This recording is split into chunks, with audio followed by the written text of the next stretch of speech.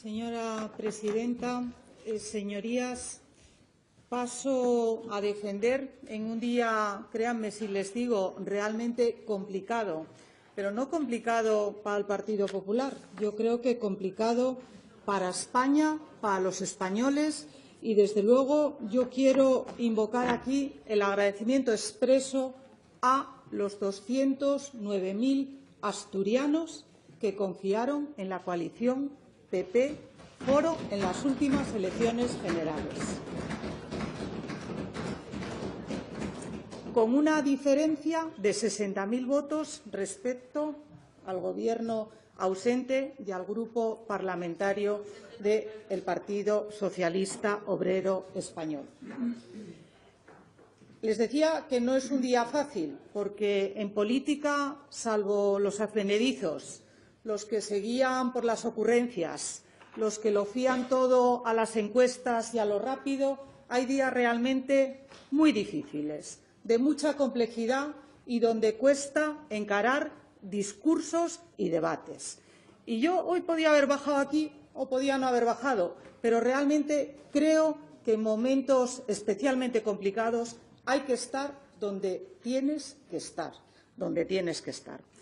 Y hoy nuestra obligación era aquí con los asturianos y especialmente con los jóvenes asturianos, a los que muchos tienen en el discurso, pero luego no tienen en los presupuestos, a los que muchos tienen en los eslogan, pero luego votan en contra en los créditos extraordinarios. Estamos hablando, señorías, de darle una alternativa asequible, equitativa y razonable a los jóvenes asturianos a través del establecimiento de un abono joven para recorrer Asturias por un precio único de 25 euros. Como saben y conocen sus señorías, en la actualidad se eliminó el abono universitario, del que se beneficiaban aproximadamente 8.000 universitarios asturianos. Se implantó en el año 18 el abono joven y, como no podía ser de otra manera, conforme a la práctica socialista, se zonificó Asturias. Como se zonifican las ciudades para decirle a los padres dónde tienen que llevar a sus hijos, o se zonifican las ciudades y los pueblos para adscribir centros hospitalarios o centros de atención primaria. También se zonificó Asturias en 8 zonas para establecer y determinar cantidades diversas en función de dónde viven los jóvenes que se mueven. Y se consagró una vez más una dualidad, una ambivalencia entre el discurso y entre la realidad, entre lo que dice la izquierda y lo que hace la izquierda, entre lo que lleva la izquierda en sus eslogans y lo que luego en la realidad ni cumple ni compromete. Y cuando dicen que hay que apostar por los jóvenes que viven en las zonas rurales asturianas, en las zonas alejadas de lo que convenimos en denominar área central asturiana, luego resulta que lo penalizan cobrándoles el doble y más de lo que un joven que viva en la zona central asturiana. Y nosotros, sinceramente, creemos que hay que hacer un esfuerzo adicional para que un joven que vive en Llanes y tiene la oportunidad de tener un empleo, o tenía, en Gijón, le resulte más económico moverse en el transporte público que alquilar un pequeño apartamento y, por tanto, deslocalizarse de su Llanes natal y residenciarse en Gijón, que no está nada mal porque, como ustedes saben, es pueblo de mi preferencia. Pero si decimos una cosa, hay que poner en marcha instrumentos para dar facilidades a la gente que lo pueda hacer y que lo pueda cumplir. Y cuando se habla de dinero, conviene también, señorías, ser bastante rigurosos.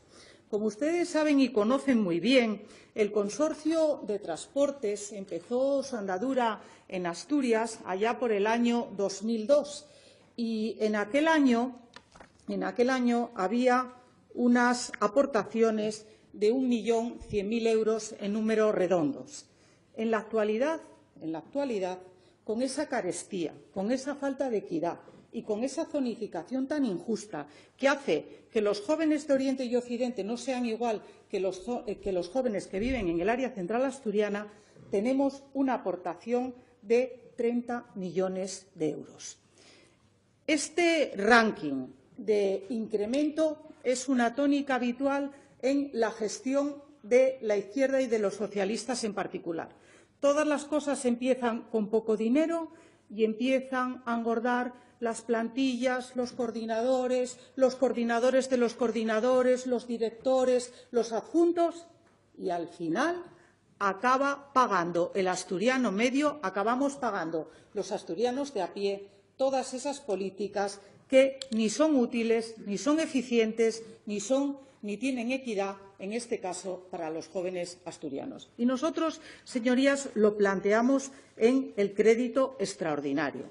Planteamos en el crédito extraordinario que nos parecía que una política muy razonable era establecer un abono joven de 25 euros con independencia de dónde vivieran los jóvenes y de a dónde se movieran.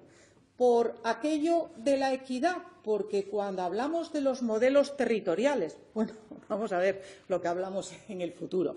Cuando hablamos de los modelos territoriales y hablamos del equilibrio territorial y hablamos de todas esas cosas, yo creo que primero hay que empezar practicándolo en la casa propia.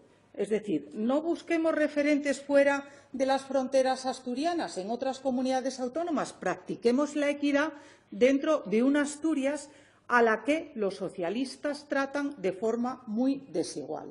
De forma muy desigual en muchas cosas. En el transporte de los jóvenes, en la prestación educativa y sanitaria. No tienen la misma los de la zona central asturiana que los de Oriente y los de Occidente. Y a mí siempre me gusta recordar que un vecino de Panes, otro de Vegadeo y uno de Oviedo pagan exactamente los mismos impuestos a las arcas del Gobierno del Principado y que esos vecinos lo que esperan de un Gobierno es que vele por el interés general, practique la equidad y dé prestaciones públicas a todos por igual. Porque si no, se producen problemas por agravios, se produce abandono, se produce despoblamiento, se produce falta de prestación de servicios adecuados en los sitios. Y, claro, es que yo muchas veces le preguntaba al presidente del Principado, ¿ustedes para quién gobiernan? Y yo sigo sin encontrarme respuesta, porque las guarderías públicas no son asequibles para una familia media asturiana, incluso trabajando los dos en la pareja. Porque los libros de texto no tienen becas o tienen las becas más bajas del conjunto de España, 105 euros, distantes mucho de otras comunidades autónomas. El abono joven dista mucho en precio y en prestaciones de otras comunidades autónomas. ¿Ustedes para quién gobiernan? ¿Para quién? Porque, claro, para la clase media asturiana ustedes no gobiernan. Ustedes no gobiernan. Vamos a ver si no dan la espalda a las térmicas. Vamos a ver si no dan la espalda al AVE. Y vamos a ver si no dan la espalda a Gijón con un proyecto importantísimo que está firmado y que esperábamos que iniciase su andadura. Vamos a ver de lo que es capaz este nuevo Gobierno que ha obtenido el aval de Bildu, de CiU, de PNV, de tantos y tantos que pusieron en riesgo nuestra unidad como país. Vamos a ver lo que pasa en el futuro. Yo, desgraciadamente, creo que como española cosas buenas no. Creo que como asturiana cosas buenas tampoco. Pero lo que espero y lo que deseo, desde luego por mi país, es que las cosas no vayan al menos rematadamente mal. Eso es lo que espero. Lo que sucede es que viendo espectáculos tan bochornosos como el que acabamos de ver en las Cortes Generales, que más que las Cortes Generales parecía una asamblea de facultad de las que protagonizamos algunos en la época de la transición, cuando todo estaba en ebullición, pero En aquel momento éramos respetuosos. Éramos respetuosos. Y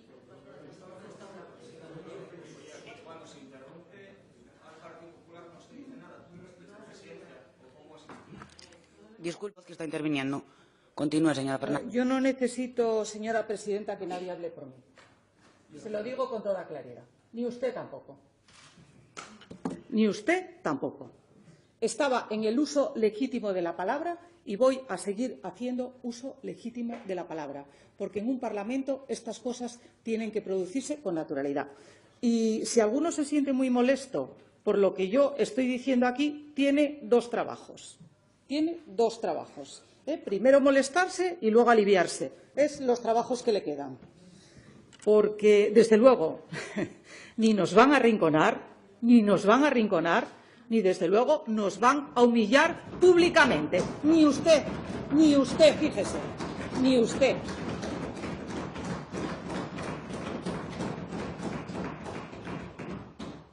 Que le digo una cosa, a veces me da miedo, y esto a mí nunca me había pasado en un Parlamento. A veces me da usted miedo. Miedo físico, quiero decir. Bueno. A veces me produce usted miedo por la forma y la inquina con que se dirige a nosotros. Se lo digo de verdad. Podía no decirlo, pero se lo digo con toda naturalidad. Bueno, decía, señorías, que conviene mucho acompasar los discursos a la realidad.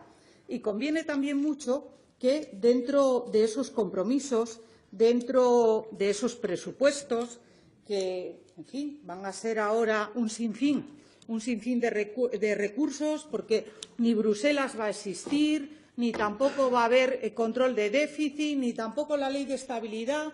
Todo se derogará seguramente. Todo se derogará seguramente. ¿Y saben ustedes lo que pasará?